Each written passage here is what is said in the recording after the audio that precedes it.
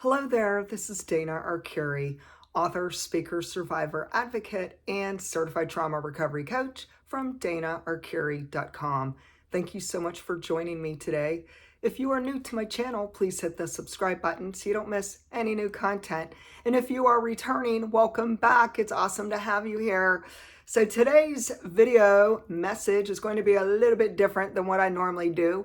I thought I'd have a candid chat with you about some of the profound life lessons that I have experienced as a survivor and also as a certified trauma recovery coach. And many of you know that I am celebrating my 1-year anniversary as a certified trauma recovery coach. And so back in September 2021 was when I launched my business and when I started working one-on-one with abuse survivors and trauma survivors, giving them voice and choice and helping them along their own healing journey. And so it's really amazing because as I ponder the past 12 months, as I look back on everything that I have experienced, everything I have learned, everything I have gained insight and wisdom about. It's all good. There's so much positivity that has come through this. And it's just such a beautiful opportunity to come alongside abuse survivors, to shine the light in the darkness for them, and to help them understand that what they suffered is extremely traumatic and that they are so worthy of having emotional support, of being understood and being respected. And so I'm going to just share some of the highlights, some of the things that were like hard lessons that I learned this past year, and also things that are just, the beautiful, beautiful blessings that have just flowed from this new chapter in my own life. So I'm not just a survivor anymore. I do consider myself a thriver, and I've come a long way, and I'm thankful for all of you who have been along my own healing journey. And I'm also extremely appreciative and grateful for those people who have hired me to work with them one-on-one as a certified trauma recovery coach. You have been such a blessing to me. You have helped me see things so clearly, and there's a lot of great takeaways. So let's get started. The one thing I have learned on this 1-year journey as a certified trauma recovery coach is that people just want to be heard. The one thing that is probably the biggest takeaway over the past 12 months, working with many walks of life, many age groups, many people from many different places all over the world, is that people want to be heard. And it is so crucial for people to be able to have at least one safe person, one trustworthy, trauma-informed person that they could talk to in a confidential manner. And that is something that I believe has been helpful for my clients, is that they get to express everything: the pain, the grief, the loss, the frustrations, the madness of being in toxic relationships, the aftermath of breaking free from various forms of abusive relationships. And for everyone, it's different. So for some people, it could be you broke free from the toxic family enmeshment. For someone else, they broke free from narcissistic abuse. For another person, they may have left their spouse, a boyfriend, a girlfriend, an intimate partner who was so lethal and poisonous for them.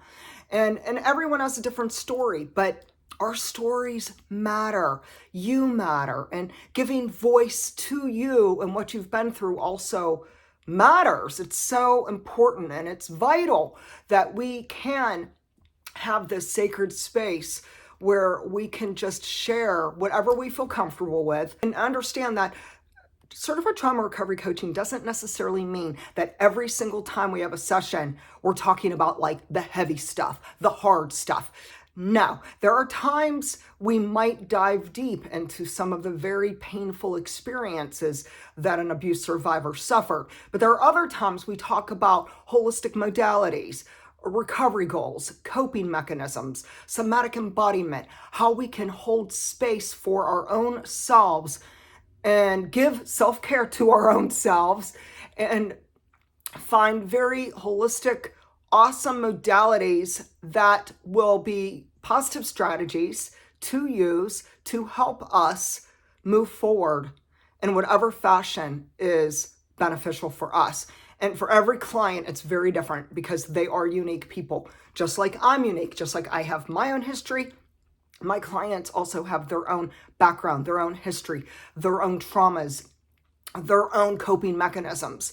And while we may have in our early days had maladaptive coping mechanisms, which are not helpful, they can now learn positive adaptive coping mechanisms that will be beneficial and advantageous to them, body, mind, soul, and spirit.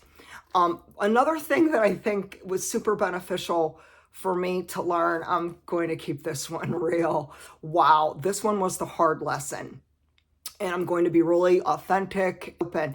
The one hard lesson I learned this past 12 months was that I cannot be everything to everyone. I cannot compromise my own health, my own physical health, my own mental health, my own safety, and so forth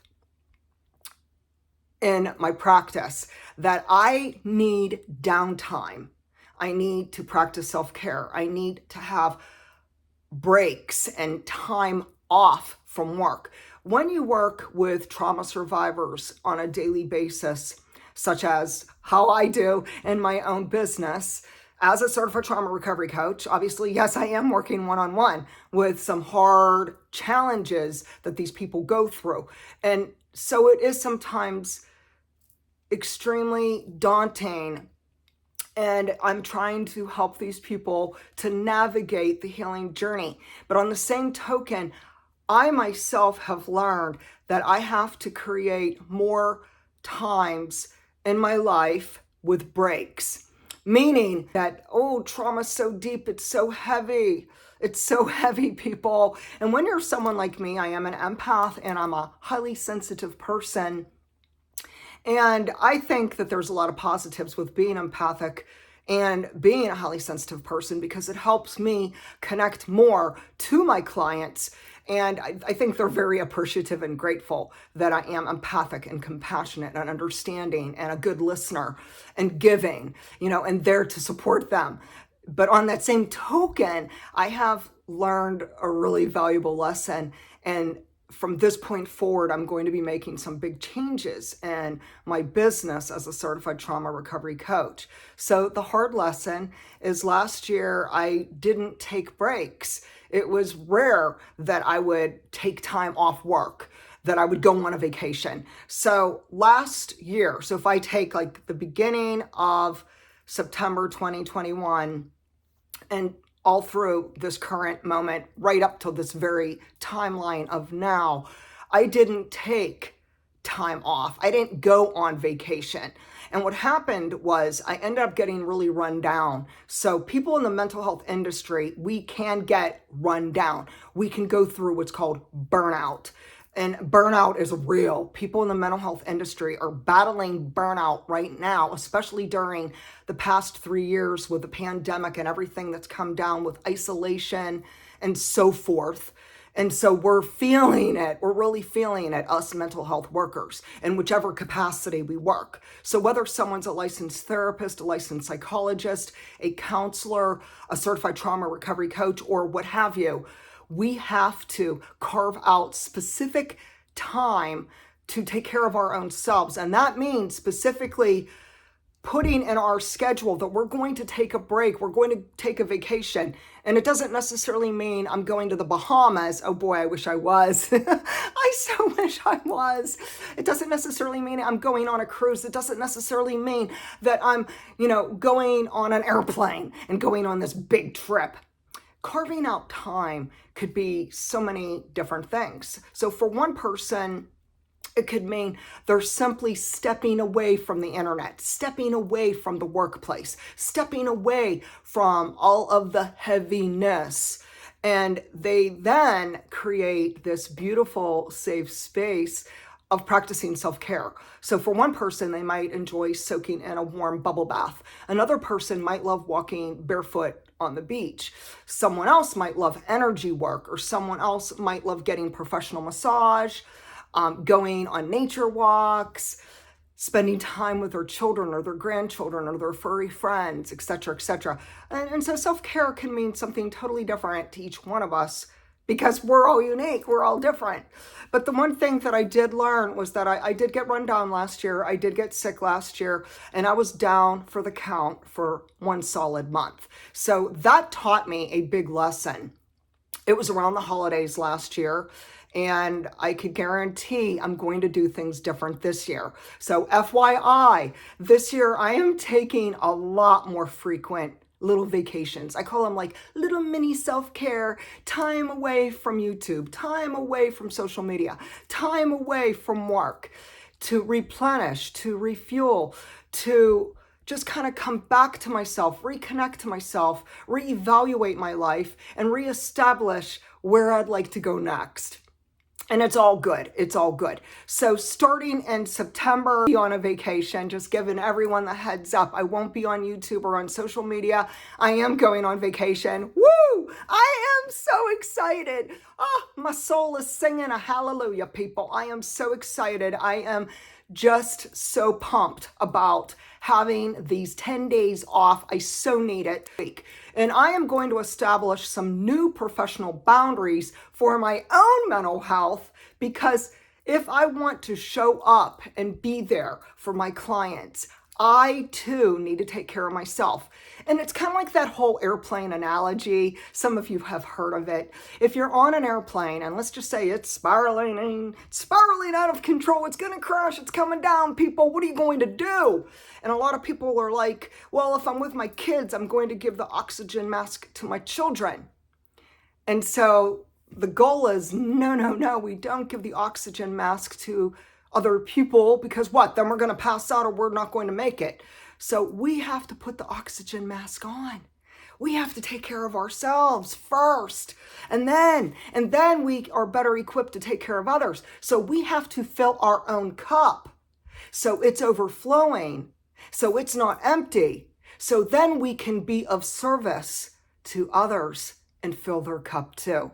And that's all good. It's really important. And I hope all of you know that self-care is really a vital component to the healing journey.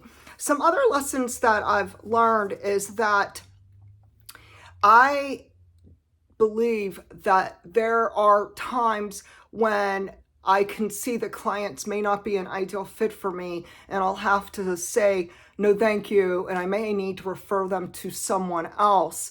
And this is something that is part of mental health. It's also part of being a certified trauma recovery coach.